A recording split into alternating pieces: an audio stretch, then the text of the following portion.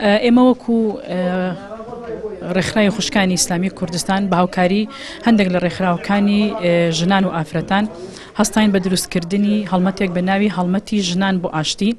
ئامانجمان ئەوە بووە کە بتوانین لە ڕێگەی ئەم هەڵمەتەوە خزمەتێکی ئەو خێزانانە بکەین کە ئاوارەی دووز و ناوچە بڕێنراوەکانن. بۆیە ئێمە حەزمان کرد لە نزیکەوە بیان بینین. ئەمڕۆ سەردانیمان کردن، سەردانی ئاوارەکانمان کردن لە کەلار و سمود.